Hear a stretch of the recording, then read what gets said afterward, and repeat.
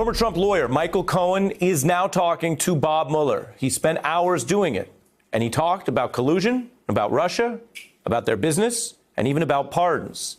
That may sound like Donald Trump's worst nightmare, and if his Supreme Court nominee were not in peril tonight, it would clearly be the White House's largest legal worry. Although it's fair to say at this hour that the White House legal team is basically being rocked in both of these directions. Pressure on the man that Trump may hope would protect him against any Russia probe issues at the Supreme Court, Brett Kavanaugh, and then pressure from the man who used to be paid to protect him against all legal troubles, longtime personal lawyer Michael Cohen.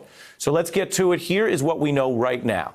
This is a report from ABC News, for the first time stating that Mueller's team sat Cohen down for multiple interviews, which makes him a cooperating convict as he awaits that sentencing up in New York. Now, the reporting is that they focused Mueller's team on Trump and Russia, including potential business there and potential collusion between, of course, Vladimir Putin's Russia and the Trump campaign in that line of questioning.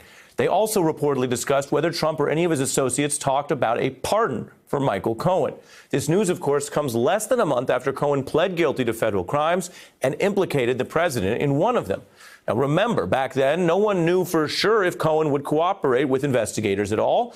And if you follow the news, you may recall there were observers and Trump defenders who emphasized at the time that, well, there wasn't a public commitment to cooperate. Well, tonight, we know there is cooperation with Michael Cohen, and that means, if you're keeping score, that every guilty Trump aide, all five of them, is now working effectively for Bob Mueller. Cohen's interviews have taken place in both Washington and New York, according to this ABC News report. They have been voluntary. That means that Cohen is not getting formal promises from prosecutors, although it certainly doesn't hurt to cooperate. These talks reportedly beginning while Manafort's deal was also taking shape. Now, why is this so big? Well, as we know, Michael Cohen, more than most people, is positioned to speak not only about Trump's payoffs to women, but his wider business dealings, any other legal issues that may not have ever leaked out because they may have actually tamped them down, just as they did during 2016 on those payments. And all of this comes even as Donald Trump has tried to downplay the entire relationship ever since Cohen began to waver. You have to ask Michael. Michael's my attorney, and you'll have to ask Michael. Well, he was a lawyer for me for one of many. You know, they always say the lawyer, and then they like to add the fixer. Well, I don't know if there's a fixer. So I just heard that they broke into the office of one of my personal attorneys, good man. Well, it turned out he wasn't a very good lawyer, frankly. Let's get to it. I'm joined by the New York Times' Mara Gay, Daniel Goldman, a former federal prosecutor and now works at the Brennan Center for Justice, affiliated with NYU Law, and another former federal prosecutor, John Flannery. John, we live in a world where we all risk sounding repetitive, but this is big. This is not what you would have expected a year ago, let alone 5. On your view of the legal Richter scale, how important is the news that Michael Cohen is not only convicted and cooperating, some of which had been indicated, but actually is talking Russia to Mueller? I think it's bigger than what happened in Hawaii. That's how big I think it is. And it's clear that hell has no fury like a conspirator spurned. The coming forward the way he has is acceptance of responsibility and will affect the sentence in an affirmative way, certainly if he has something that contributes to these ongoing investigations. But he can take this back to 2013 when he was in Russia talking about whether or not there could be a Trump Tower in Moscow. And so he could take us from 2013 forward through the various iterations of what Moscow was doing here and tell us whether or not there was anything going on and maybe give corroboration for the Steele dossier. So I think this is quite significant. And combined with the other people who are cooperating, the noose around Mr. Trump grows tighter and tighter. You can understand why the desperation comes out of the West Wing these days. Right. And Mara, I don't have a strong view on the word witch and its associations. But if the president does see this as a hunt for witches, there are 5 guilty witches who have been proven to be engaged in witchcraft because they've admitted it. And now they're talking to Mueller, Cohen being the biggest in a way. That's right. I mean, what's happening is that the president is beating the same exact drum that he has been all along. The problem is it's looking less and less based in reality. And so while you have the legal process playing out, you actually also have the public opinion process playing out. And the reality is not as Trump tweets it. The reality is that you have 5 Trump aides who have either been convicted of or pleaded guilty to what is increasingly looking to be, I don't want to use the legal term conspiracy, but related to the Russian interference in our elections. And, Trump has all along, especially with Rudy Giuliani, tried to play not just, in the courtroom, but in the court of public opinion. And I think that the narrative is actually building on Bob Mueller's side, and I would argue on the side of the American democracy. And I think that the truth, I think there's an overwhelming sense that's building that the truth, whatever it may be, is going to be found out by the American people. And I think as that happens and moves forward, the president is increasingly desperate and isolated.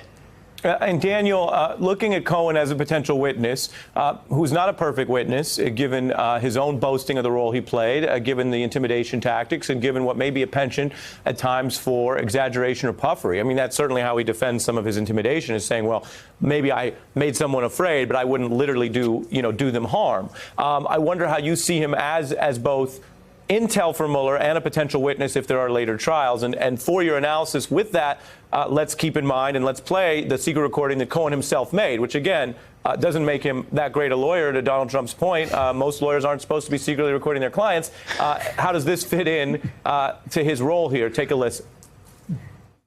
I need to open up a company for the transfer of all of that info regarding our friend David, so that I'm going to do that right away. I've actually come up and I've spoken to Alan Weisselberg about how to set the whole thing up with funding.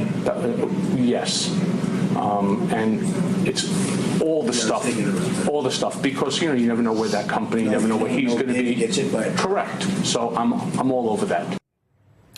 Daniel, how does Mueller look at that when we know that, A, that tape was something Cohen made to try to help himself, but it ultimately was evidence against him when he admitted guilt in the campaign finance violation? Well, first of all, it's very good corroboration for Michael Cohen, and so recordings are sort of gold mines for any witness, cooperating witness who has to testify. If they can have recordings from before they cooperated, that's very helpful.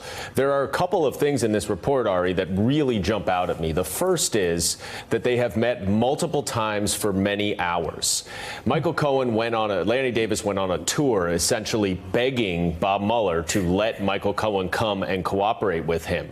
And as a prosecutor, I would have said, sure, come on in and talk to me. And I might have given him a perfunctory hour or two.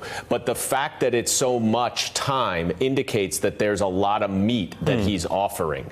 And the second thing that really jumped out is that the mention of the business dealings. That's an indication that Bob Mueller is digging into Donald Trump's business dealings and his business associates in Russia. That is certainly within his mandate, because it likely explains some of the activity that occurred during the campaign, but it gives us a sense of what is out there between Donald Trump and the Russians. And it's particularly important because we have not seen his tax returns, but presumably Bob Mueller has. Right. And then, John Flannery, the flip side there is, if there were a lot of crimes committed, some of them, as we've mentioned, have been confessed, but there was no Putin-related collusion crime, then it would seem that Michael Cohen could still, in that way, be helpful to the president, that he has no reason to spin anymore. He has every reason to give a full version of the truth. And what if he says to Mueller, yeah, we were out in Russia and it was a really incompetent fundraising operation, but we didn't get any help, to my knowledge, from Putin-backed people? Yeah, I don't buy your hypothetical, but yes, that is possible. It's also possible we'll levitate. I just don't see that being the turn, given who we know the president to be. The president I believe witches. I'm not an expert. I believe witches do levitate. That's the whole reason you could hold them underwater. Well, there is one levitating in the West. There's one levitating in the West Wing right now, and I don't know if he should be talking about catching wizards, but we do catch witches, I suppose, in this case. Like you said, the people who are cooperating are a variety of witches. I also think the debriefings are another way to deal with the possibility of a pardon.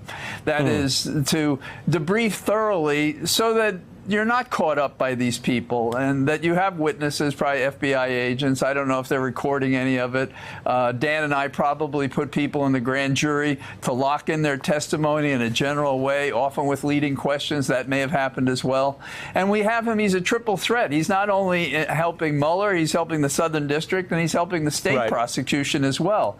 So well, this is not a happy time in the West Wing, I think. I'm almost out of time, but Mara, on a journalistic view, I wanted your ideas about James Comey, who's never one to hold back. He's a witness in this probe and probably should not speculate, but he's making some waves by saying he thinks we're in the fourth quarter. Of course, he doesn't know. I wonder, based on your view as a reporter, is there any way to tell what quarter we're in?